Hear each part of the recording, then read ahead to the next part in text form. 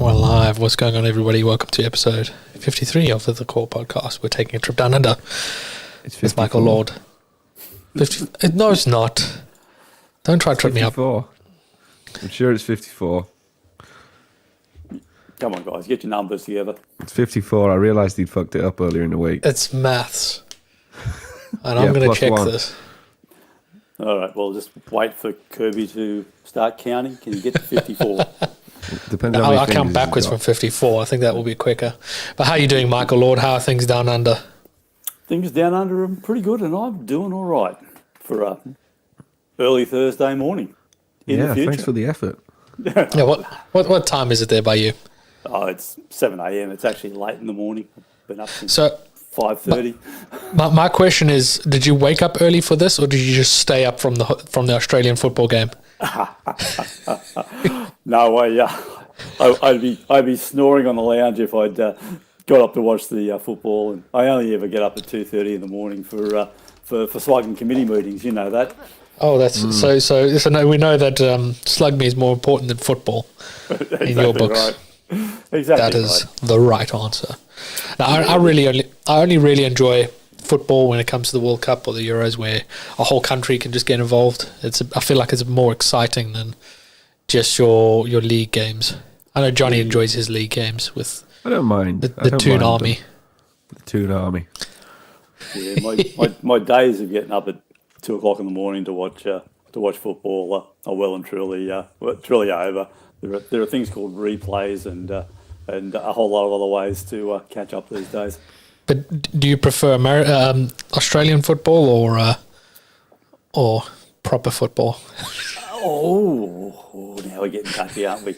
Look, I enjoy all the codes. I'm pretty much a sports fan. I can sit down and watch most things. I played most of the games over the years. I came out of retirement to at the age of about 48 to play football again. So I watch most sports. I'm pretty casual that way. We're Australian, we'll watch two flies crawling up the wall if you want to call that if you want to call that sports and entertainment. I mean, you're not wrong there. Like you Australians will make anything out of a game. Absolutely. Like I've seen you drink beer out of shoes just for kicks. No. Don't put us all in that category. Certain Australians will do that. Good shoey. They have to do with inhaling too much petrol fumes. That's just not normal for anything. Yeah, I was watching shoeys in Nashville. No. I mean, maybe I'll bring a dust boot though. That's the proper way to do a shoey. No. I do draw the line at destroying good alcohol. Let's be serious. Oh, but do you know what a dust boot is? It's like a German glass, kind of pint glass in the shape of a boot. Oh well, that's acceptable. There we go. But that one hits you a surprise because you drink it with the front bit down, so you think you're finished, and all of a sudden it just comes flooding at you. There's a technique to it, but those days are also over for me as well. I'm not sure. Well, they went over for you in Dallas. I remember that. All right. Let's okay. Yeah, no. Yeah, that was. Dallas seems to be a dangerous place. The only 2 times I've really been slightly inebriated at World has been both times at Dallas. You clearly haven't had a night out with us yet. No, I've been fortunate to avoid that. Everybody, you get some people that want to do it, and some people that avoid it. And I always find that the people that avoid it are the people that have drunk with us. And the people that seem like it would be a good idea are the ones that haven't. And we don't see them for days. No, it's not avoiding you guys. It's just preserving your dignity. Yeah, it's sensible. Normally that there's a lot more alcoholics than you guys as well in the world. It's hard avoiding all those as well. You got to find the right ones. Yeah, no. Yeah. I mean, as I say, my days of big nights a coming to a slow period. But I've never missed a general session. I've never not turned up. Neither have we. I've missed one general session, and that's because I broke my ankle the night before. Yeah, that's a whole other. That's just a poor excuse, personally. Yeah, poor effort. That was the soberest I was at World ever. I would have thought if you were dead was an acceptable excuse. I was in the hospital with Rachel till 4 a.m. Should have gone straight there. That was good. Shouldn't have gone straight. Hey, look, it's a trap for young players. Your first World. Oh yeah. You have to realise it's an endurance event. It's not a sprint, and there's a few. And I embarrassingly have to say, a fellow Australian didn't heed that warning and got involved in Dallas in 2016 and didn't make the Wednesday general session. It was very, very poor, very, very poor indeed. For an Australian, I'm surprised he got back in the country, Michael. Look, I still haven't spoken to Duncan since. Oh, sorry, did I say Duncan? I still haven't spoken to him since then. It just really just let the whole country down. Is that why they bring you back every year, so that you can try and recover that name? Oh yeah, look, there's got to be some reason they keep inviting me back. I'm not too sure otherwise. No, we're not either for us. No. Brandon says because in Johannesburg it's a high altitude drinkers have amazing tolerances. He's not wrong there. I think it's like Jonny and I we can throw back when we did the live stream when we were at my bar. I think we had like 4 or 5 drinks before we started streaming that, and then we finished a bottle of Jack Daniels. I think we drank 3/4 just together. I was pretty wasted by the end of that, Kirby. We had some moonshine. We had some really bad whiskey. It was actually quite nice though. I think we also had a cocktail in between there somewhere, but we were fine. Like we after the stream, we sat there for another hour chatting, and then we packed everything up. We cleaned up. Did we? You thought you were fun. You had a good time. That really, I think this whole podcast is really about you guys having fun. The rest of us are just a bonus. You guys were plastered. But I remember everything of that. Like,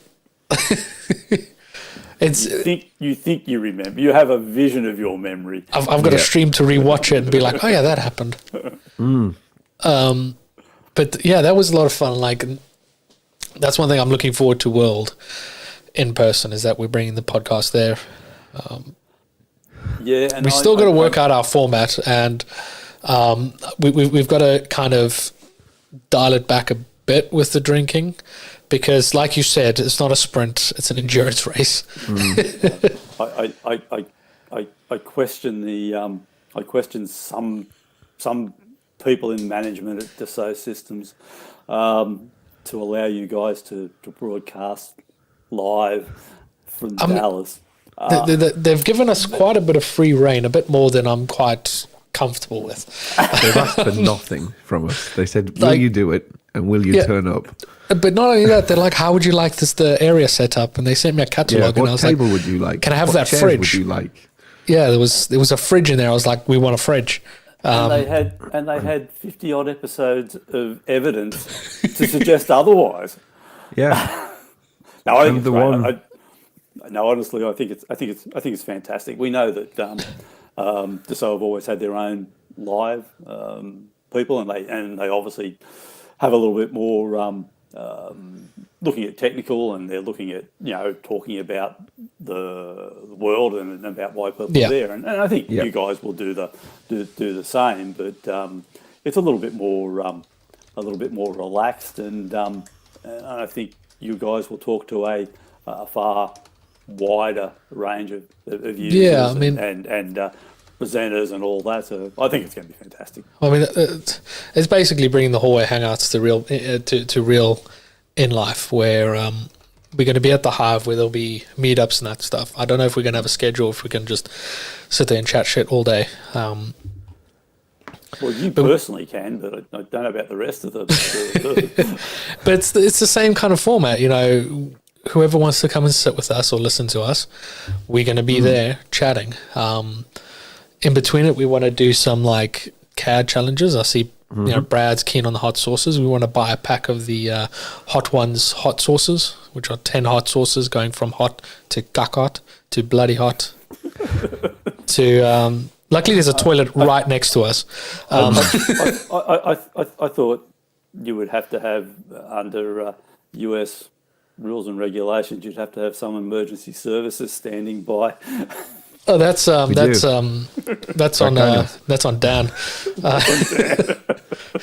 Not Dan Wagner, Jack Daniels. But we just got like some chicken nuggets from McDonald's or something like that. And the idea was that you have one of these stupid hot sauces, and you have to make a quick model, do one of Too Tall Toby's quick challenges while dying. Or like when people sit down with us, get them to draw like a object or something out of a hat, and they've got 30 seconds or 60 seconds to draw that in SolidWorks, and we've got to guess what it is. I was going to say a good modelling challenge. And you're going to combine the Too Tall Toby speed challenge and random draws. I like it. Yeah, and it's very random, very rushed, very non-organized. Yeah, just organized chaos. Yeah. To be fair, we've probably planned for last year and this year coming up the most we've ever planned for anything. Yeah, because like with the virtual version of Hallway Hangouts, it was quite easy to let people in and just let the conversation flow. But I feel like in person, we've got to be interacting a bit more and doing fun stuff. I know, but I think I don't think you'll have any problem with. Again, we all know the users. You guys have been around the user groups, and you've been around the community, and between the people from inside, to SO and the general community, you'll have a queue of people wanting to talk to you. Everybody wants to be on the pod. Everyone wants to be on the core podcast. Let's be honest. It's taken me 54 episodes to get an invite. Seriously. We've been saving you for a special occasion, Michael. Yeah, we were waiting for daylight savings. They're all Wednesday afternoons. Don't take it personally. No, I've gone. But I'll switch it to, since I'm pouring a little drink, I'm going to switch it to our little fun little game that we play on here. We're going to speak about what we're drinking. I think you've seen our little jingle. I do believe I understand the process, which you're now going to hit a proceed button with. and you're going to have a little jingle. He knows the ritual. I know the ritual. I know your modus. King.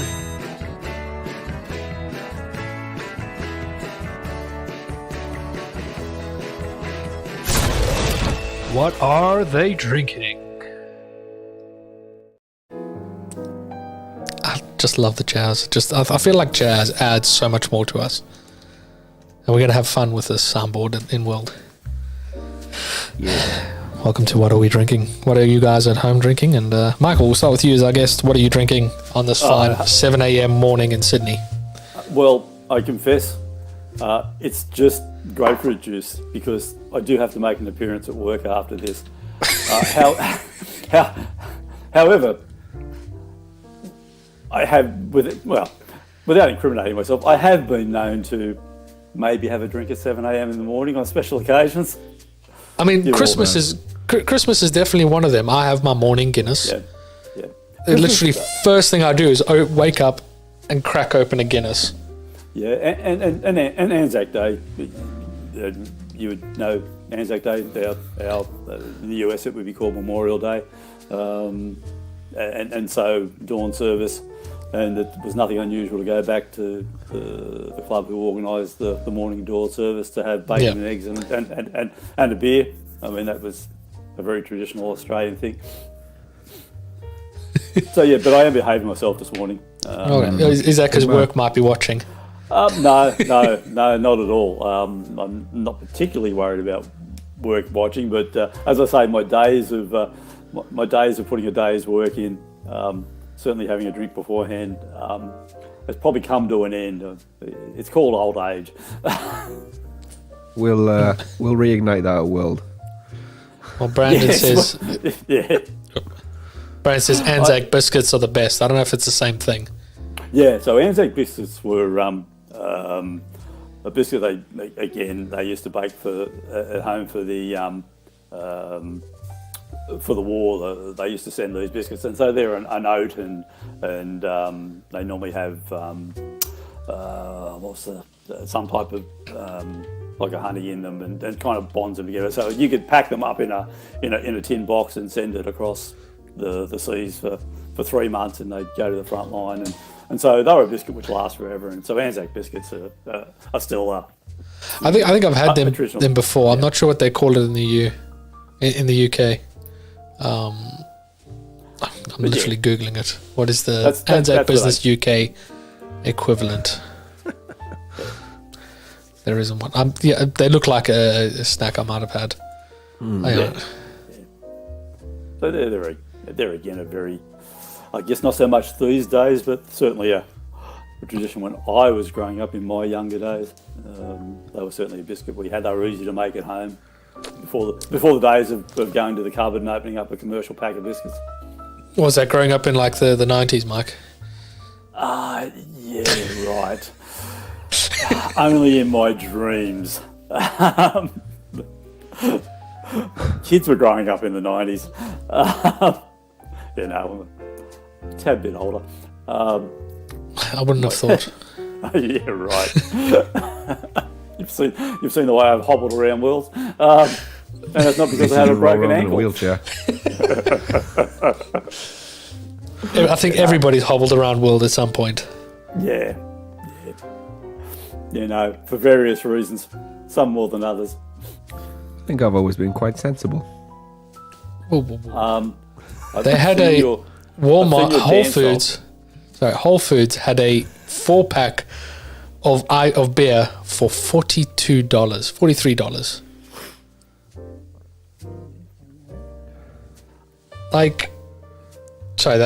That's expensive. But it must be good.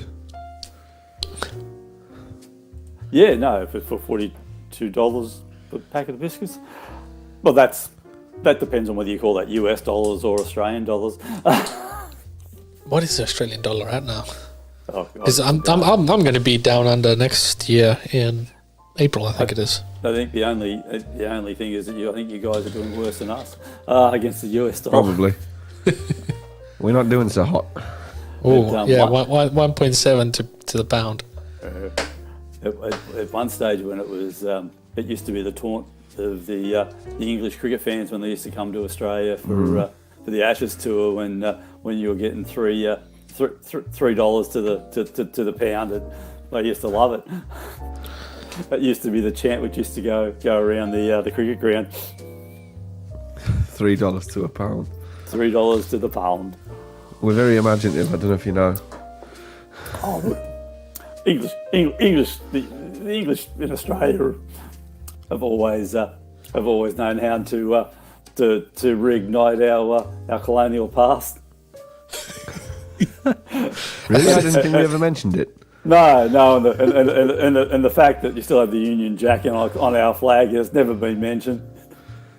It's not just you because Americans are too easy. Worry. Like if Americans weren't as easy to make fun of, you would be second on the list. Don't take it personally. Everywhere we've been still has it.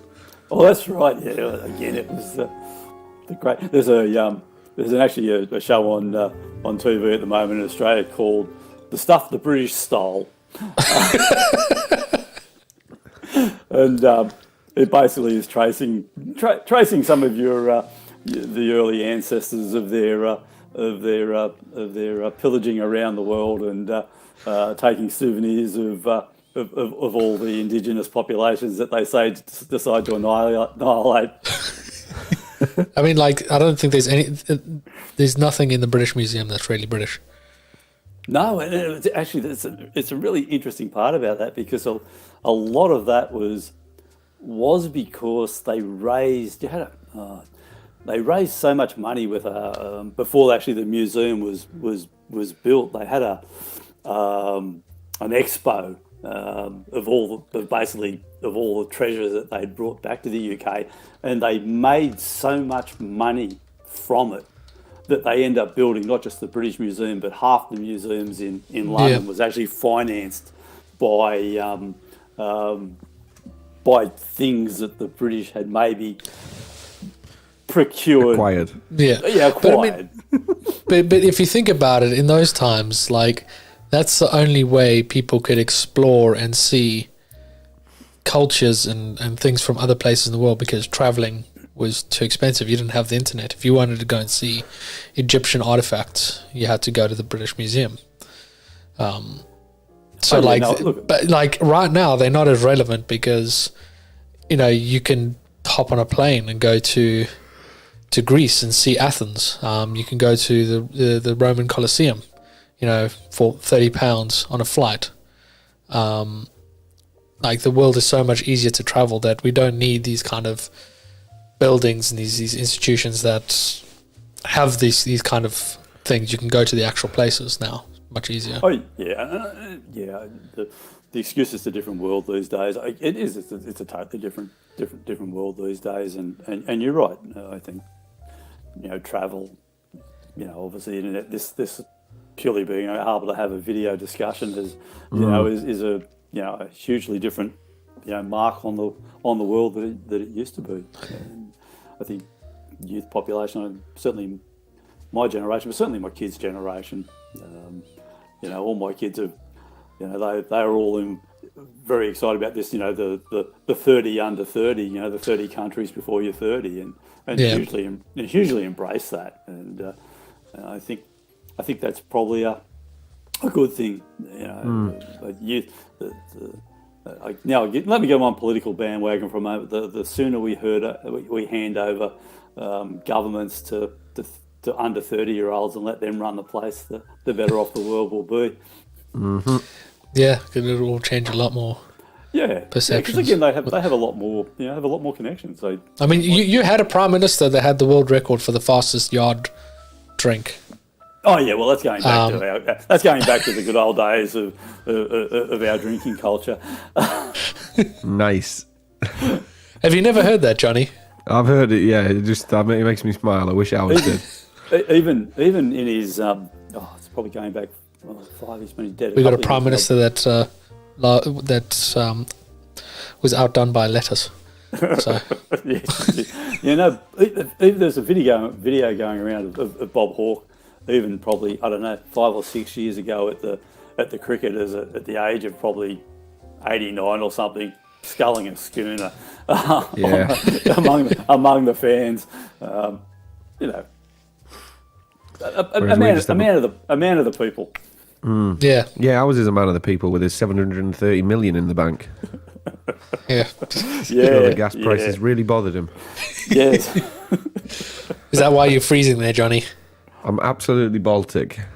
I've been enjoying my heat. I've been playing with it a little bit. I've got the heating on. It's just taking ages to heat up. Well, I'm getting my £400 rebate from the energy companies now. Nice. I'm just like, heat. But you posted a picture the other day, Mike, of a Mahusiv huntsman, like chilling on your desk. Oh yeah, yesterday. It just he just so happened to be. He normally sits up in the corner of my office, and so you know he lives there. Oh yeah. He lives up in the corner of the office, and normally does he pay rent?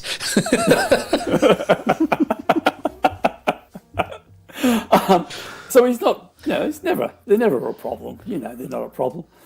But I was just sitting there minding my own business, and suddenly I looked down and decided to have a little walk across my desk. And for some reason, some people get a little concerned about that, and I do refer to our American friends.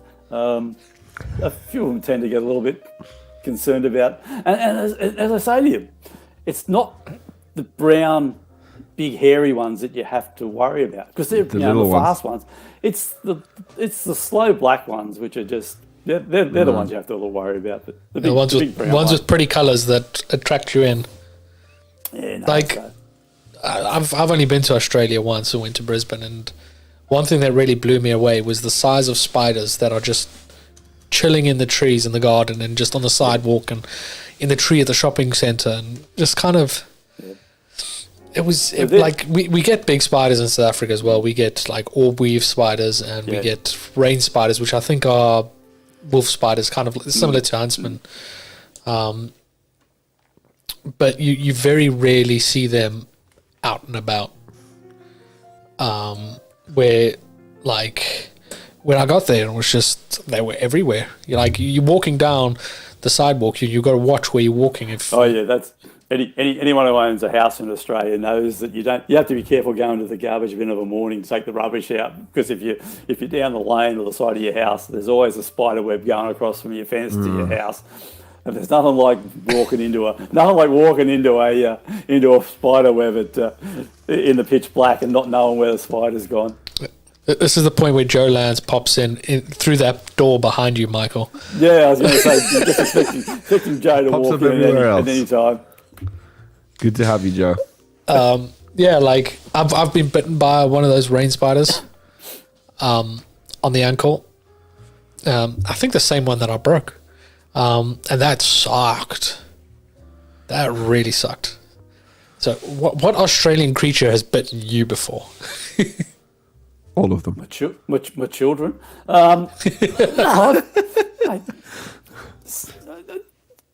63 years on this planet, I don't think I've ever been in a situation where I think that I've been concerned about being bitten by anything serious. It's a fallacy about everything's trying to kill you in Australia. Really, they're around it. God, nothing's never ever tried to bite me. Oh well. Again, I must admit, when the funnel webs walk through the factory and you decide to put a glass over them, that's the easy part. It's transferring them into a container, which gets a little bit tricky. I mean. So the rain spiders in South Africa, they get their name because if you find them within your house, within the next 24 hours, it's going to rain. They pick up the humidity. So what you do is if you catch them, you can't just put them in your garden because your house is still closed, so they're going to go back in. You've literally got to go around the block and put them in front of someone else's house. I mean, go there. And that's funnel webs in Australia. So funnel webs will kill you in a very quick time. The most venomous, spiders going around. And again, they're exactly the same thing because they're a funnel web, because they make a hole in the ground. The reason they don't like water, they're like everybody else. No one wants to be outside in the rain and get your feet wet. So common sense says you squeeze underneath the door, you go inside a nice warm house, and you just decide to walk through their house. So they're just like everybody else. They don't like to be wet. So and funnel webs, and I say I get them at where we are at work because we're right on the bush. And again, they do tend to walk through our showroom at times. So everybody's no one likes them. So you tend to put a glass over them, and we capture them, and I take them to the local hospital because they take them to our reptile park because they milk them for anti-venom. And as I say, they're pretty big and dumb. And so putting the glass over them, the easy part. Getting them into a plastic container, that's when they start to get a bit pissed off. And they are they do get a bit aggressive. So, He looks like he's having a great time. That's exactly right. So you put them in a plastic container, and then I say we drop them to our into our local hospital where at near work. And so they catch them, they hold them for the anti-venom. For people who milk them and for anti-venom. Yeah, so it's always entertaining. We used to get these in South Africa. Well, it's called a Parktown prawn. Parktown prawn. Creepy little things. They are particularly unattractive. Oh, absolutely not. As spiders go. It's not a spider. It's like a cockroach like locust. Yeah. And they come in my house. They used to live in the drains, and they would come out of like the bath drains and the shower drains. And because they couldn't get a grip on the bath, they'd get stuck in the bath. So I'll just put my cat on the edge of the bath, close the door. 10 minutes, 10 minutes pass. I go in. Cat's licking his lips, and there's no Parktown prawn. Oh God! Like these things are just nasty. Massive. That's a good size. That's a good size. Yeah, they can. Oh, they are a locust type thing. Yeah. Yeah, no, they're a good set of legs on those. Yeah, we also get mole crickets that are just as creepy as the red Roman spider. What is a mole cricket? Oh man, you see, Brandon, he's become too English. He's getting worried about. Oh, these. I thought they were earwigs. Like that's quite creepy. It's kind of cute though. It's weird. It's like, You you have just a, combine two animals all the time. It does. It does. It's like lobster. It makes With a our mole platypus. head. Yeah, it makes our platypus look normal. Yeah, sure. Doesn't every country have a mammal which lays eggs? Yeah, half and half. I mean, platypuses are pretty cool though. Yeah. Yeah, and surprisingly, well, not that people get attacked by them, but the males are venomous. The males have a spur on their rear hind legs, which are quite venomous. So they're funny. They're funny creatures. Check the red Roman spider out. See, I'm okay with spiders. Brandon's on fire, isn't he? Yeah, he lives in South Africa, doesn't he? He's just full of freaky animals. Good lord. Yeah, I avoid spiders, but my wife is terrified of them. Like, look at the chompers on that. Oh, nice. Yeah, I think Big boy. I think the funnel web's got him still on fangs, but Yeah, the funnel web has more of a what do you call it, tarantula type look. I think that.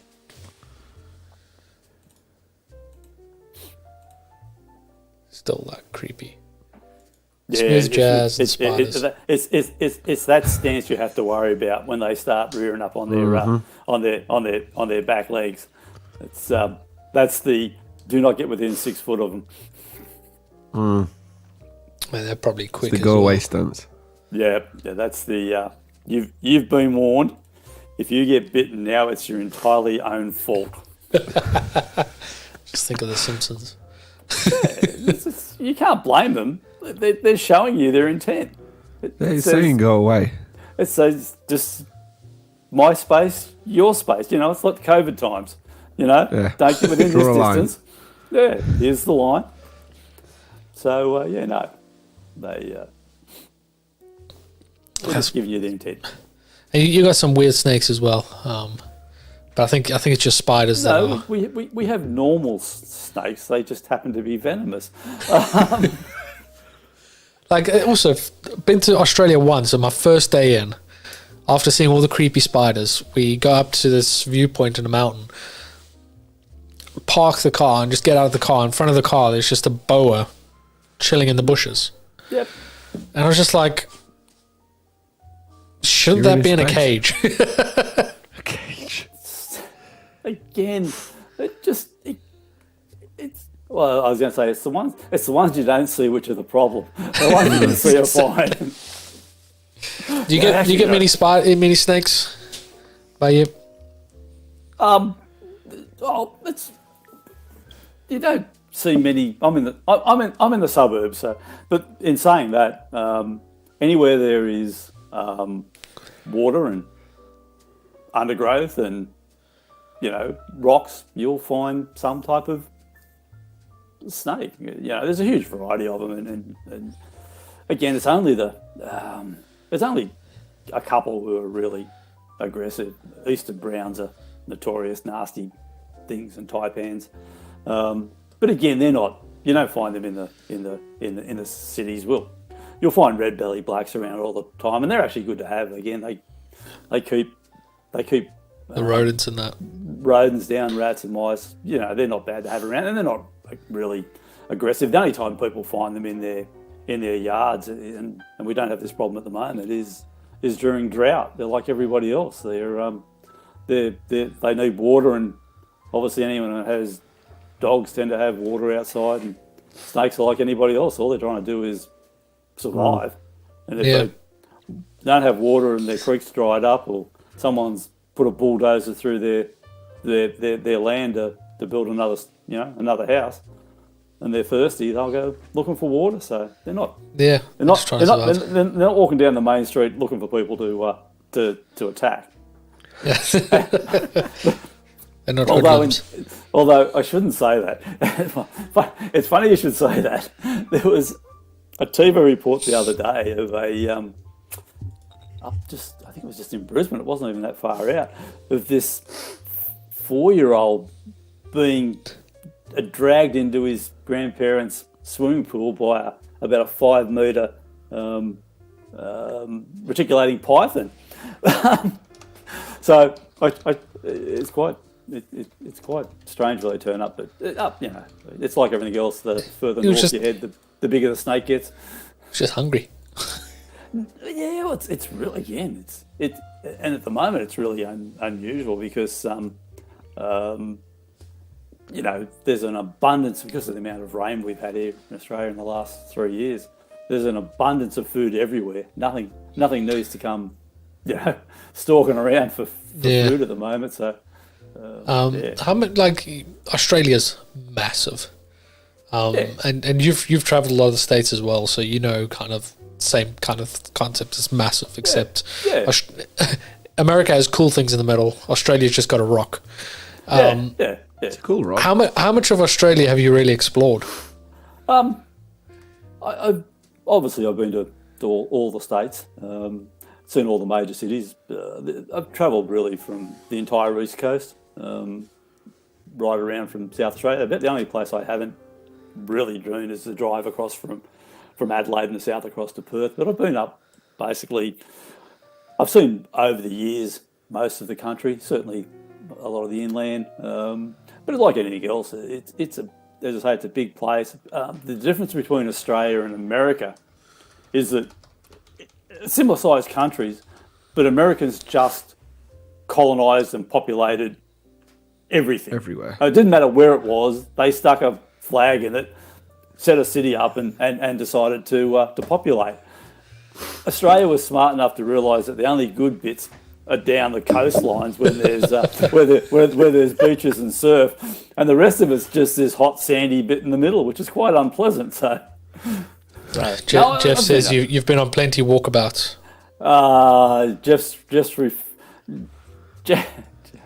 Sorry, I'm reading. I can't read and talk at the same time. We might mention Jeff and his you have heard of the Great Death March of 2016 at Dallas, haven't you? You haven't heard that story? No, go for it. Oh, really? Jeff's online. I have to tell this. So he's not impressed. No, it was quite an interesting story. I don't know why Jeff complains about it all the time.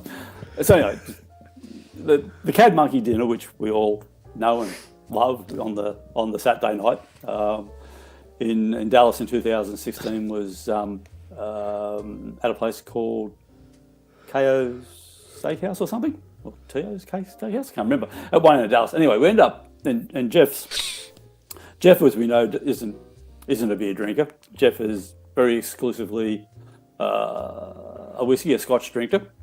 So we started just having one there, and we ended up at a bar just actually down past Gillies on a we all know Gillies, past Gillies on a rooftop bar, and we'd had a couple there, and we ended back up at the Omni where we were all staying, and we may have had a couple more there.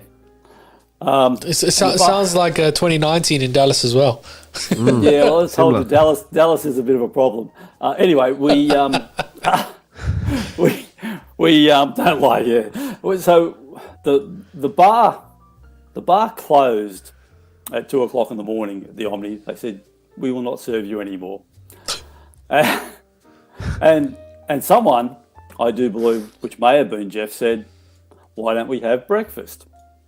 So here we are congregating. There's a few people there, and this guy comes in to the Omni with these two girls who are in this, let's say, rather maybe their state of dress was becoming a little unclad, and he walks in, and Jeff said to him, "Mate, I'll give you $20 if you drive us to this place up in Deep Elm."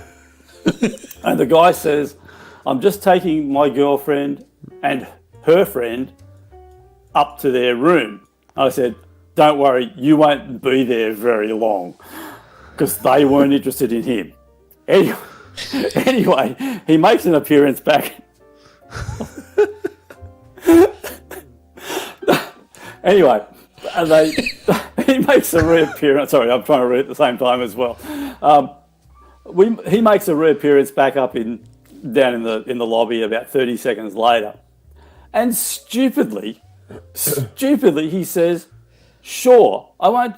I don't want your money. I'll take you up there." So, about 6 of us pile into his vehicle, including a couple in the back. Not in the boot. It was an SUV. It had a back area. There were certain people, normally nameless, Ed, and a few other people. Jeff says you should try and see him try and walk and chew gum. He should talk about walking. Anyway, we end up at this place in Deep Elm, and we have breakfast. We may have had a couple of extra drinks there as well, and it was a really cool place. Had a really interesting toilet area where men and women were congregating. Anyway, we decide that we've had breakfast, and I don't know, it must have been about 5:30 in the morning by then. And we're out the front. Excellent food, correct, Jeff? It was good breakfast. We didn't get really thrown out. Anyway, we're standing out in the street trying to get an Uber. And where it was where you stood, you know where I think the AT&T building in Dallas is, that big tall building, had the coloured lights used to change from pink to green. So if you stood in the street and looked to your right, straight down the street, you could clearly see that building. And from there to the Omni, it's only a 5-minute walk. So after standing there, anyway, we stood there for about 15 minutes trying to get Uber, and no one was going to turn up. So I said, "Here's the options. We can sleep in the gutter here, or we can start walking." So, all the way back to the Omni, all I had was Jeff was going like, dun, dun, dun, dun, dun, dun, talk, chat. So you can imagine this, like, a half-hour stroll down Dallas. All I had Jeff in my ear complaining that he had to walk, and it became the great. Anyway, we get back into to the Omni. I don't know, 6:00, 6:30 in the morning, and then I guess a message at about 8:30 in the morning from Jeff saying, "Are you ready for breakfast? It's time to register." So we were back down registering it on the Sunday morning, of course, at 8:30 in the morning after a good hour and a half sleep. So, it was like 50 miles. God, so he carries on. It was a small stroll. Anyway, if we hadn't walked, we'd still be sitting in this gutter at Deep Elm. So I mean, it was like Jonny and I. We kind of similar, funnily enough. We went from the show area. I think it was after the special event at Gillies, and a bunch of us climbed into our friend Matt's pickup truck, and he drove us off to Deep Elm, where we're supposed to go to the dive bar that the secret got leaked, ended up becoming too popular, but the food was good. And yeah, we just ended up having too much to drink there with the Lego guys. And we thought we could also walk from Deep Elm area to the Omni, but then we decided to get scooters instead. Yeah. Now we could barely stand or walk straight, and we're like, we're going to ride scooters. We got back just. And yeah, we ended up just scooting all around the city, and we were doing circles around the spot where John F. Kennedy got shot. And then went behind the monument to go and take a leak. And then scooted off to McDonald's. I do believe that may have been a little bit disrespectful. Laying rubber outside JFK's. We were giving the Canadians a tour. Yeah, we were. Yeah, they were Canadian, them guys. Jesus Christ, we were drunk that night. Yeah, something about Dallas. I don't know what it is. But yeah. Dallas was good fun. Like, have you ever been to the McDonald's at like 2:00 in the morning in Dallas? Yes. We walked past. That was one of the places we walked past. He still can play. He was trash. I think the photo the next day with Jeff. Here's I've got to find this photo. The most embarrassing I've ever seen a person waiting outside general session was, you know what general session's like. The doors are shut. Everybody's milling around the outside. There's 4,000 people pushing behind you. And here is Jeff in the front row, waiting for the doors to open, sitting down on a chair. Did he bring his own chair, though? That's the question. No, he just found one. You know what he's like. He'd pick anything up anywhere. So, his knee was a little damaged. I'll give it. I feel like we're a bit spoilt in the fact that we've never done general session normally. We've always managed to get in before everybody else. Whether it's through the back door or Rachel organises for us, but somehow we got in. Nashville, we just let ourselves in. Yeah, we just walked in. We found the staff entrance and we just walked in. No one asked what we were doing. We saw where all the staff were having their breakfast and getting ready, and then we went all the way back, and then suddenly we were in backstage, and Rachel was just kind of like, how did you guys get in here? We're like, back door. It was open. There's nothing wrong with it. No one said you couldn't go in. No. Yeah? Security might have. But yeah, it did help that we both had staff lanyards that year. Oh, well, you get the right coloured lanyard in the world. You all know that. If you get the right coloured lanyard, you're set. And whether you have to borrow, steal, or misappropriate the trick is, one of those lanyards is just a minor issue. The trick is register on Saturday, not Sunday. Register on Saturday? Yeah, Saturday is staff registration. is staff registration. So if you do it then, you get the staff lanyards. Oh, I see. Yeah. I see. That's the trick. Or if you know where the press room is, press pages are normally pretty good. Yeah, I do too. I know where that. If it's in the same place as it was last year, I'm sure we can find it. It was well hidden. Yeah, they tend to keep the press away from the rest of the general public. The riffraff. Well, that's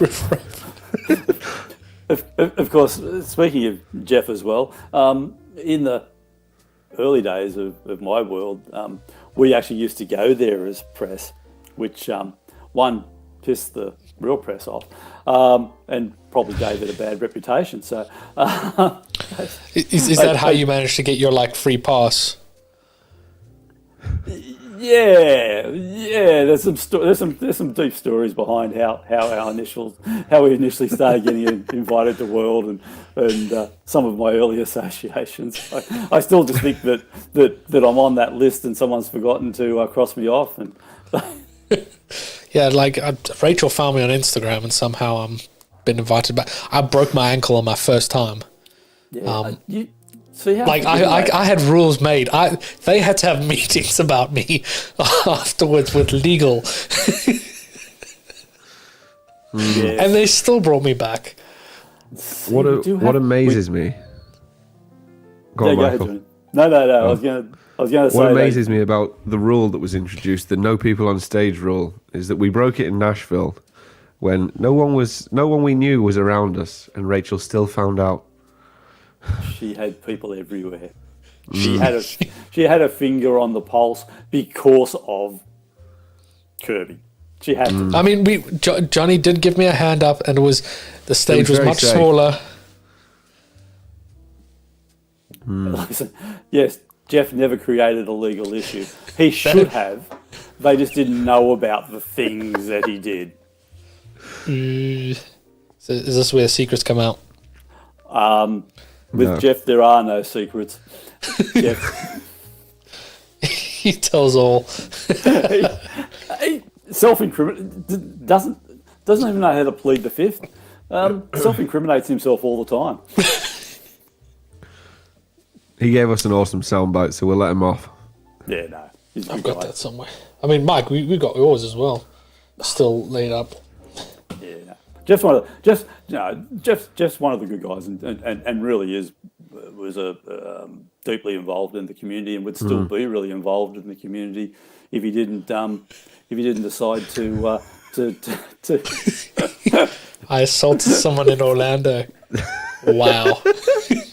We need to know more. He verbally assaulted plenty of people over the years as well. So, Well, I mean, he's got to meet the new CEO now, so it's a new person in charge. yeah, no, he actually he must have something about Florida was not and Phoenix. I mean, I think Florida brings the worst out of anybody. I think Phoenix brought out a fair bit as well. He did get in a bit of a conflict with maybe a very prominent people who wear orange at the VAR. I smacked someone upside. Like, I feel like, Jeff, you're a real hoot to be around.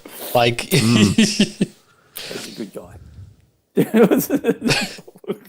see, he's the just stories taken I've heard over. of New Orleans was that it's great. Yeah, before my time, but there's some interesting stories come out of New Orleans. So A funny bastard. Please tell me you're coming to Nashville. We can do some whiskey I tasting. think he's not. Could do some whiskey tasting. look, the man has more frequent flyer points than all of us put together. So he can afford it. Oh, hopefully you didn't lose them over COVID. Like, so many people lost their points in there. No, he's the type guy who, when his plane is running late, they drive the Porsche out to the plane for him. He walks off and they go, "Mr. Mirasolo, let me take you to your next flight." And they drive him door to door to the next plane, which they hold up for him. He just has a way with words, way with people. Gift of the gab, he said it He himself. has a way with words and people which they're normally not conducive to people liking him. But he does have a way with words. Says that happened one time, but it still happened. We've got to get Jeff for an episode, I think. We've got some stories now. As I say, despite his rough and tough Bostonian attitude, he's a really nice guy. No, we had a good fun time hanging out with him at the hallway hangouts last year. This year, Yeah, still this Earlier year. this year. still this year. He gave us Well, yeah, you're in December already though. Yes, I am. You guys, You should have the Christmas tree up already. no. Christmas tree goes up on the 20, whatever day it is, before Christmas, 24th, and comes down on the 26th. What? You'll need an 18 plus rating, I Jeff. already have one. All of our content has to be marked. No, it's not for children. And they just issue a blanket apology at the start of Yeah, we do. all their shows As long, saying, like the rule of YouTube, I think, is for the first like 20, 30 minutes, you kind of keep it PG and then you just go ham because none of the bots watch after that. Well, that's not good because I think I opened... Oh, talking about bots. oh, God, look at him. You mentioned the word what happens. Got in there real quick. I've done good. I've done my role. So, you know what? Jeff put in 18 plus and that obviously set off a bot. Exactly right. But I mean, like, if you're going to post spam, at least subscribe.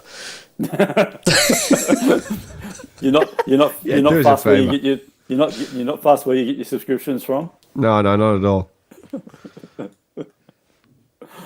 Welcome gotta all pay for Russian them. bots. Very funny. I really tripped my ear there. So that's opening up the normal stream. Did you ever watch a TV show called That 70s Show? No. I've heard of it. No, I haven't seen it. I see they're doing a That 90s Show now Oh, on Netflix. It looks quite interesting. no. But I've lived through both those eras. I don't need to go. I don't need to revisit them. I was born in one of them. You were barely a 90s kid. I only learned what 96, Johnny's age early was like 96. this year. Youngster. See, and I should really get this back on track, shouldn't we? This is one of the he lived it. Yes, I did, Jeff.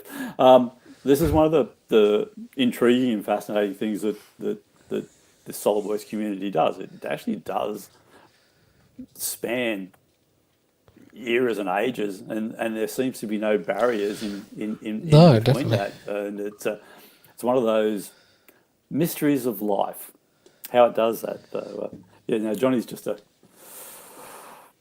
youngster. Half his luck, because there's nothing good about getting old. Yeah, he like we all hang out together and we just have fun, but we all go to the same event for a software, but we kind of connect because of these experiences that we have together at World, or because we have similar interests outside of Solidworks. Alcohol. Yeah, and I think it's more than that, because again we cross industries and we cross lots of areas in regards to what we do for a living, and even the way we use the software.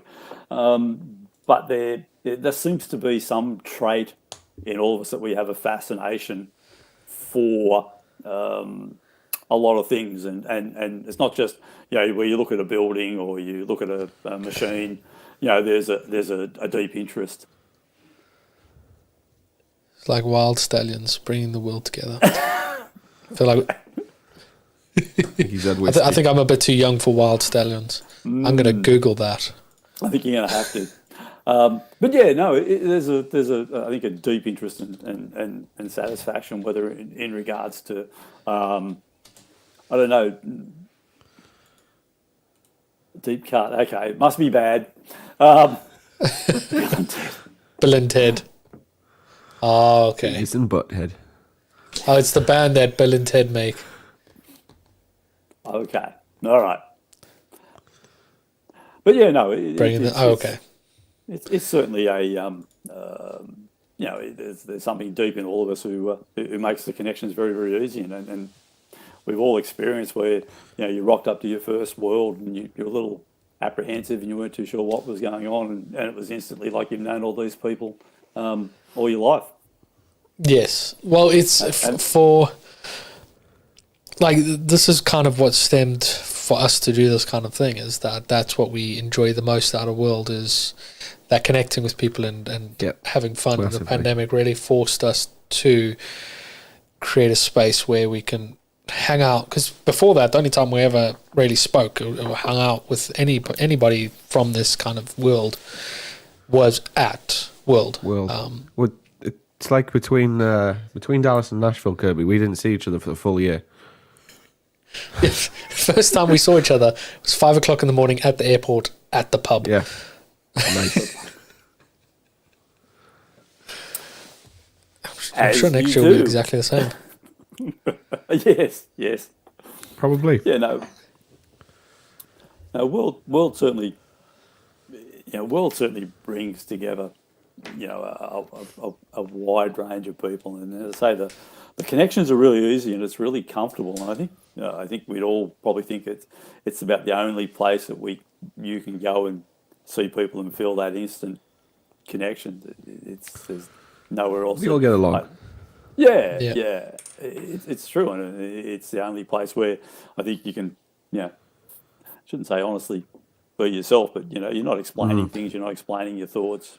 It's not that you have to justify things and why you're doing it. It's just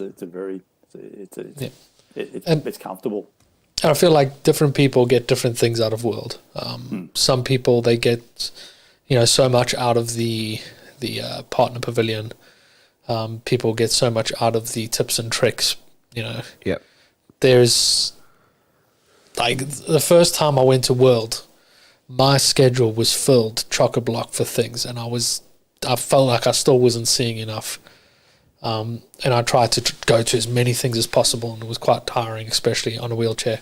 It was electric. It was electric scooter, but it was interesting to kind of the next one just kind of only look at the things that I was interested in, focus in more the partner pavilion. I hung out more in the partner pavilion, and I got to see a different side of World. And the following year in Dallas with Jonny, and I spent most of my time in the Hive.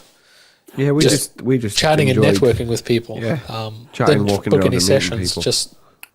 And I say that to a lot of people, but their first Worlds, or even a couple, that it's easy to get into a mindset of going to the sessions, from the general sessions to the technical sessions and the like, and then you realise in places certainly like Dallas that you can actually not go out. You haven't been outside in daylight hours for 2 to 3 days, because you've gone from building to building to building. Yeah, and you haven't had a break, and it's sometimes you've got to think about stepping outside, and not just for lunch, but skip a session, because you need to kind of detune and kind of relax and take it in a little bit more. Where I understand people get sent there for work.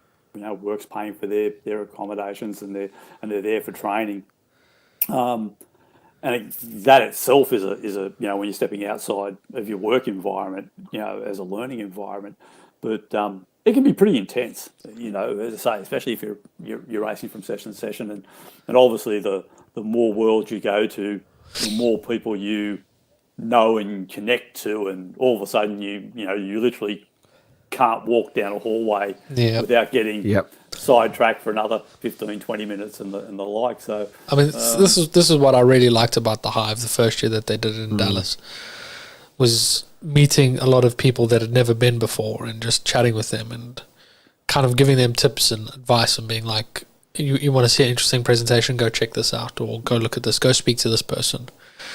And I'm glad that the Hive has kept going, because my first time at World, there was nothing like that. I kind of rocked up at the convention hall. Everybody was in the front area at LA, in the front of it, watching the Super Bowl, and I just kind of had my beer, just kind of looking around. And then I saw some people that I knew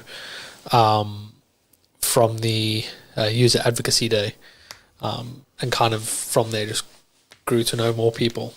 But it is quite intimidating if you're going for your first time on your own, and you don't know anyone.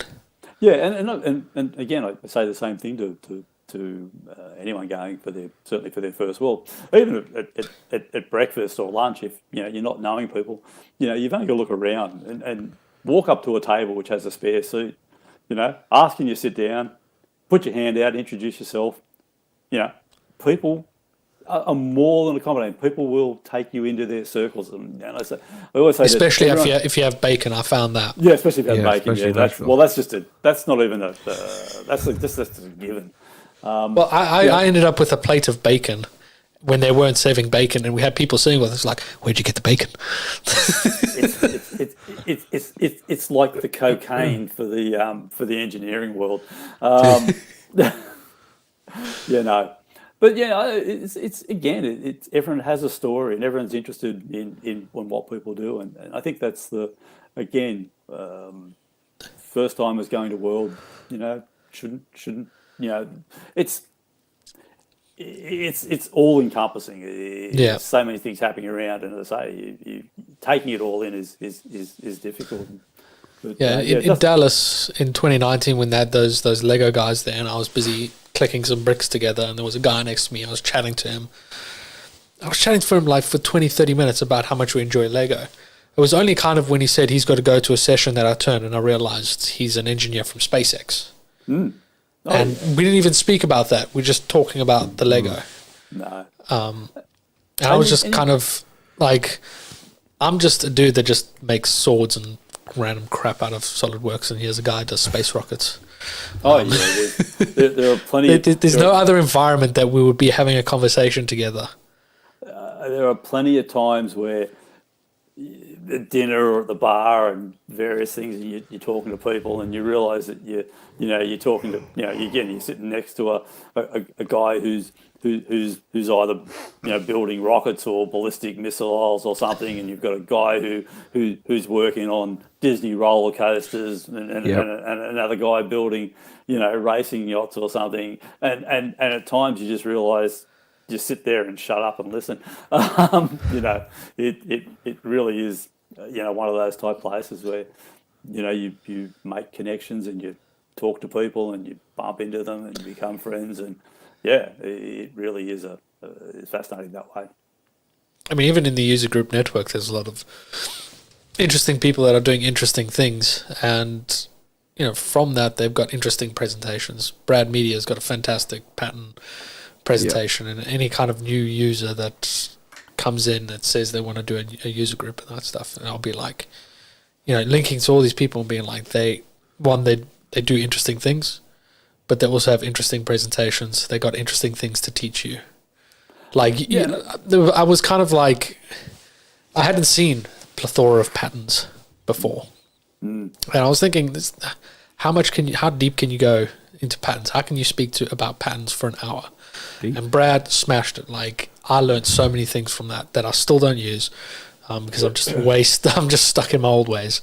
But it blows me away of like how deep you can get into CAD and into the design process. But that's what I've always.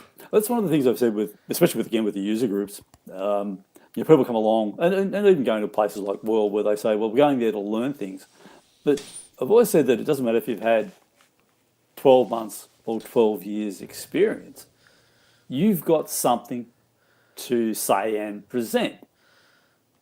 It's a discussion point because again, as we all know, you can do so many things, so many different ways to get the same result. And, again, it's that discussion and it's that, it's that involvement and going through processes that is the presentation. As I say, it doesn't matter if the person's been using for 6 months. You can say, okay, you're doing this, but if you look at this, it creates the discussion, and it's the discussion which is the important, or isn't important. It's the discussion which is the part of the presentation which really makes it the different, the exploring of ideas, which makes it a really interesting part.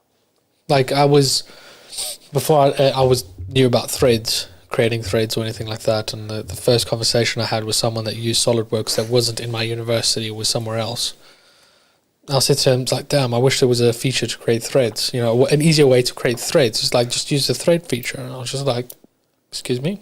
So from that conversation, that person who told me about a feature that's basic for him blew me away.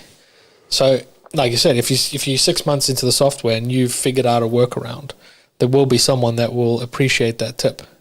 Yeah, definitely. And again, as I say, depending on, you can go through, no matter how many years you've been using the software and not use a certain feature or a certain tool because you don't have a use for it. So, 15 years into the track, you might never have used a certain feature because there's no need for you, depending on what you're designing, depending on what you're building.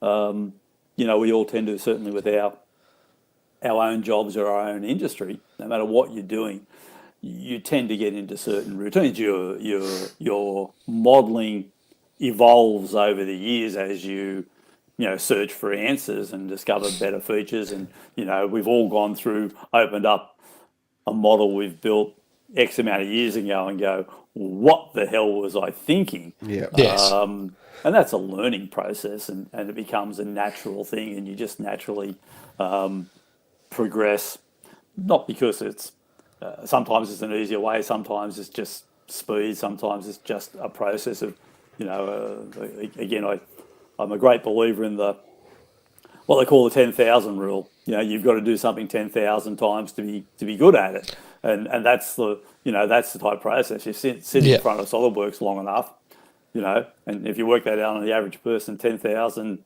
ours is roughly 3 years. Well, that's just scratching the surface in that type, process. So, again, it's that,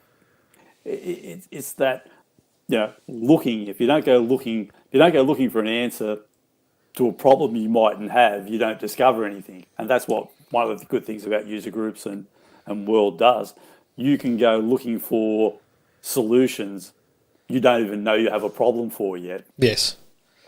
And that's, it could be something that you saw at a user group a year ago, 2 years ago, that suddenly you've got a new project lined up that you need to kind of, you start to remember that. And if you've kind of forgotten it, you can always go back to that user group leader and be like, could I get more information on this from that person that spoke? And, quite often they'll happy to share it.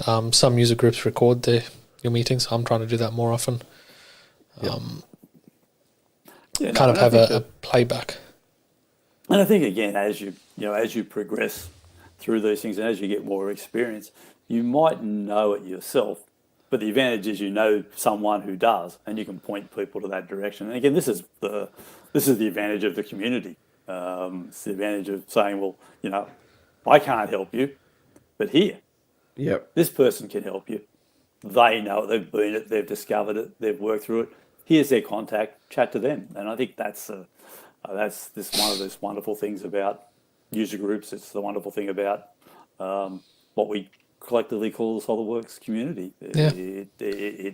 It's about those connections, about the people you meet and know over the years, and where you can point them in the right direction. Yeah, whenever I chat with someone that's like, there's one guy at work that's building he's looking to sell his van and buy a new one and kit it out as a motorhome and that stuff. But like, why would you do that for a living? This is his hobby. But yeah, like often, like he says, he's kind of trying to get ideas. I link Tracker and be like, this guy, I know he does all these kind of things, and check out the kind of things they're doing. He's been around for a little bit. just for a couple of years. Yeah, no. As I say, it's making those connections. It's putting people in touch with people, and I think that's it's a big plus of this community. And it's funny, in school I hated talking to people. I hated public speaking. I hated just going in crowds. I agree. I don't like people in general, but I make exceptions for the Solidworks community. To be honest, well, what I found more is that it's because, and kind of done a lot of reflection of kind of why that is, and that's because I'm doing something that I enjoy versus going to school because I had to go to school and learning subjects that I have to learn. That's probably it's one of the secrets to life, I think. Is discovering what you like and you enjoy and you're interested in, and basically ignoring everyone else around you who tells you otherwise. I think being content in your own, content in your own skin, being content with what you enjoy, and really just blocking off the outside noise around that. It's finding a job you enjoy. It's all those sort of things. I used to think, it's a long life, but it's not. It's a short life, and you really need to enjoy it. And work is part of that life, and recreation is part of that life, and they all have to go kind of hand in hand. You've got to find that balance. Yeah, and the sooner you find those things, and the sooner you discover what you enjoy, the better off you're going to be. And I think that's some of the problems with the education systems in general. The cookie cutter type outputs and the like. They don't cater for individuals. And I studied accounting and business. Did you? Would never have picked that. I could see you in a pinstripe suit and going into the office every day. In a bank or something, yeah. In a bank, yeah. And actually, I studied that and out the back, not mixing with customers, because all he wants to do is look at numbers all day. And the only reason why I went to university and studied design, Like, I was interested in design, but the reason why I went to that university, is because my girlfriend was going there as well. We're married now, so it all worked out fine. That's all right. Then otherwise, they would just call you some type of creepy stalker. But no, but it's like she was going to the University of Pretoria. I was like, I never really looked at it. And I looked at one of the universities there, and I was like, oh, that's a course that looks interesting, and just got enrolled and all that stuff. And suddenly, I'm going to university and learning SolidWorks and CAD and design and that, and boom, here I am. You were chasing females and going to the bar. Yeah, and Sarah was thinking, why won't you leave me alone? God, I got to marry him, otherwise I'll have to call the police on him.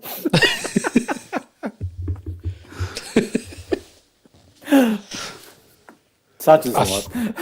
Such is life. You know what? I think that is a fantastic place to leave this one. It's been very good chat.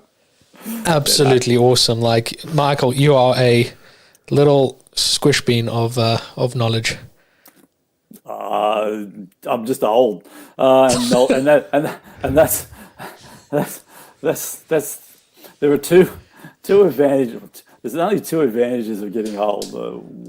One is you have some lived experience, and hopefully you're got enough intelligence to absorb things along the way and learn something. And two, you get a little bit more comfortable and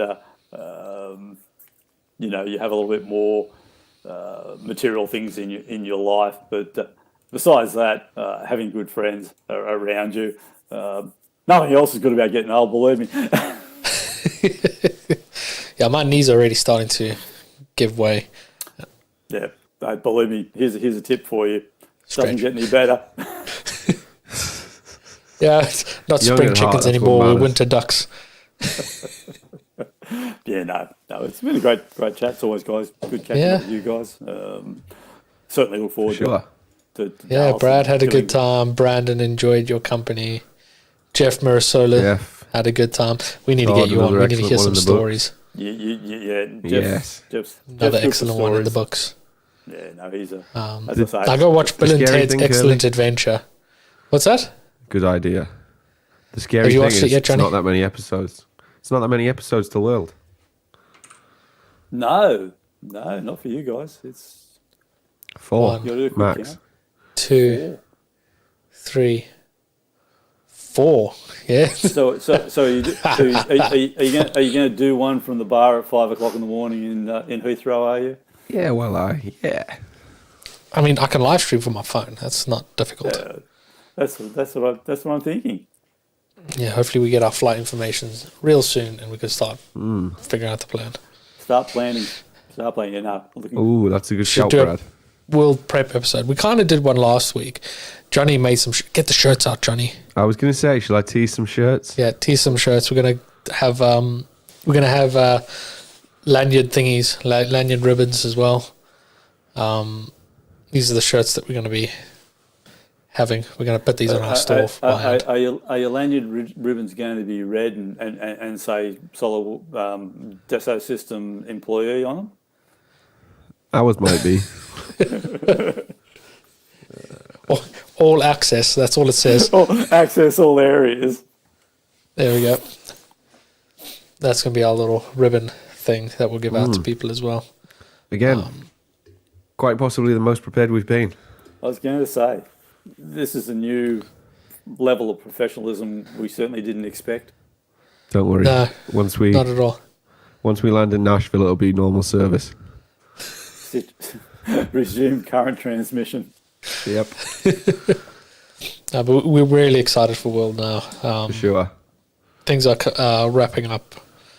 And it's nice being involved a lot more with the planning of it and figuring out the space of the hive with Dan and that, and having a little space. It is going to be really, really fun to get back together because, Mike, you had the opportunity to get back with a few people. What was it, in September? Yeah, that was it was great. I mean, it had been literally 2.5 years. The guys on most, a lot of the guys here we see with Brad and Todd, and a lot of all the committee guys that we know. Certainly the the Dassault employees. It was nice to meet again. So Dan Wagner is a great example. He took over, corralling us people at the start of the pandemic. We've never met. We obviously talk once a month or more than once a month in our meetings, and that's a little different. But to walk in and meet him and Matt Clegg. I feel like Dan is a bit short. He's certainly got the guns. He's wide, but I feel like because of that, he's quite short. But no, he again, it's walking in. It's like being there all our lives with them, and Yep. and we've all got great friends and a lot of these with these people, and it was nice to be back traveling. It was nice to be in another country. Source a new microphone for the Aussie. It's not the microphone, Jeff. It's not the microphone. I mean, So, Jonny, do you want to tell us more about your microphone? Maybe try sell it to Michael. It's nice. No, nice. Very nice. Square. USB, square, Rode, Nice. headphones plug in it. Nice. It's decent. And I get sound effects now. He's got his own soundboard now. Now he can cause havoc. I don't need Kirby. I'm surprised I haven't played this yet, though. This is still a gem for us. Mate, that's not a knife. This is a knife. And we've got Jeff in there as well. Jeff. Your donation for a $25 donation. 100. You can help. You know what? Do you know what Jeff is like? So good. Dude, 100. that helped us so much last year, though. But, Yeah. 5K But yeah, and we- Brad shaves his beard. Yes. There's news of that. Yeah, I saw them. If we can, Brad said to me that if we raise $5,000, he will shave his beard at World, Ooh. and I might join that. Ooh. Will this be live in the hive? I hope so. I'll have to bring we'll have to bring razors. Oh, I've got clippers. Gee, For you and Brad, we live- might need a hedge trimmer. Just go down to Lowe's and just get a weed whacker. So we need to get some serious fundraising going. We need to organise how that's going to be. Live in and the work hive. out- We should work out- steal that.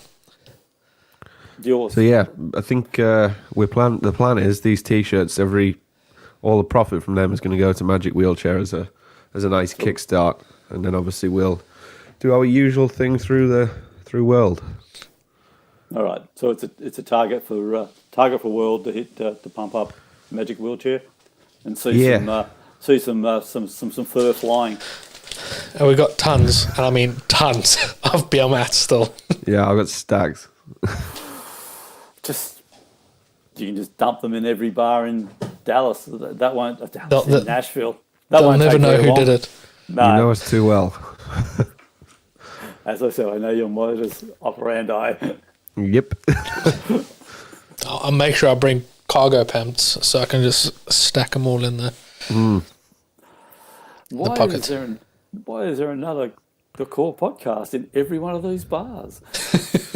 Maybe we should listen to them. You can subscribe using the QR code on the back. No, World is going to be good fun, and it'll be absolutely fantastic to be in person, hanging out with everybody again.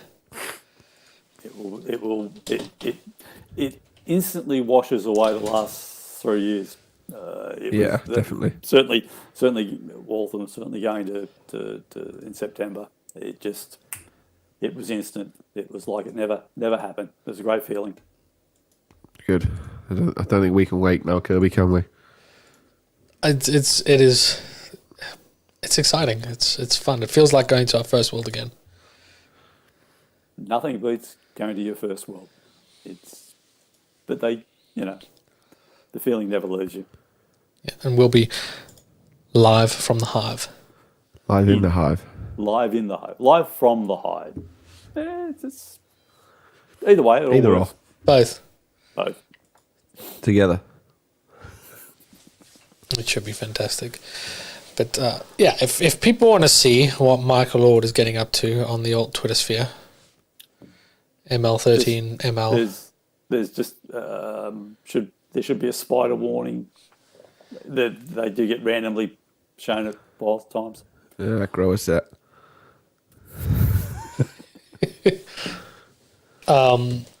No, it's been fantastic having you, Michael. Like I said, you're full of knowledge. It's been fantastic hanging out, and can't wait to get more of your little quips and stories in person. You can be a bit more raunchy with us in the bar about your stories. Oh, we don't get never been that bad at well, as I say, we've never missed a general session. We've conducted ourselves in professionally. I was going to say we conducted ourselves with dignity, although I'm thinking Solidworks in 2019 Dallas after the Looters night out may not have been qualified for that. You were well oiled. You know there was a reason for that, don't you? That was all Nicole. Gambling. No, it was Nicole Walden's fault because I was one of the rare people who turned up as she requested. Dressed up. I completely forgot about the dress code. I would have dressed up as well, but I completely forgot until I walked in and saw you. I was like, fuck. So she was extremely generous with some of her free alcohol tickets. She wasn't generous with me. Because you weren't. You didn't do... You were in a pair of shorts and a beanie. No, because I had my 2 free drinks, and then I went to the bar, ordered my drink, and as their barman put my drink on the thing, she came around, she's like, we got some extra tickets, and handed it to me, and I'd already tapped my card. I was like, oh. Well, you know Nicole is a good friend. You don't want to make an enemy of her. No. We love Nicole. The speakeasy part was fun. I think that was, maybe we should try and get Dad to do the same thing with his little party, get a little casino going. Yeah, there's always places to find. I just thought that the Hive would be the place to hang out if you guys can, have the fridge and maybe a screen up so they actually can't see what's happening behind the. There'll be a TV with a camera, so they'll see everything. But they gave us license, so it's fine. Be fine. But it was a pun costume. Oh. That was a good party. It was really good. Excellent. I feel like that has been a fantastic episode. Again, I'm going to thank you, Michael. If you want to catch Michael on Twitter, ML13. I think it's the same on Instagram. Oh, yeah, you'll find me on Instagram. I'm on all the social medias. Yeah. You're a social media influencer. Yeah, right. Yeah. You're always traveling around, which is fantastic. It gets me excited for my trip to Australia in April. Yeah, you'll enjoy it here, of course, and Sydney's a beautiful place. It's always good to post pictures there, and especially in summer when the rest of the world's got snow coming around them, and it's minus 35 degrees, and it's a pleasure. That's what I do. A man's got to have a hobby. Yours is bragging about weather. I like it. Yeah. Well, we started the conversation very similar about you English and your flag. So we've got to get some. Let's be honest. Let's be honest. Who got the good deal out of the convicts? Eh? Who really got the good deal? I would trade you. It's a good place. But yeah, give Michael a follow. If you want to give me a follow, I'm at KJ Designs 365. At Castle Run Creations for me. And now it's time to watch Kirby struggle. Where's our cameras? On Instagram, we are at The Core Podcast. Our contact on Facebook, we are The Core Podcast with O's a zero. On Twitter, YouTube, TikTok, we are, and The Hive now. Actually, I created one. We are at The Core Podcast. Did you mean our YouTube handle rather than at The Hive? No, there's a new app that people are using because Twitter is falling apart apparently called Hive. Oh, yeah. So I thought I'd register our tag on it in case it does something. There's nothing going on there. No, and despite the rumours death of Twitter. You know, it's It'll still have its working. place. Facebook still has a place.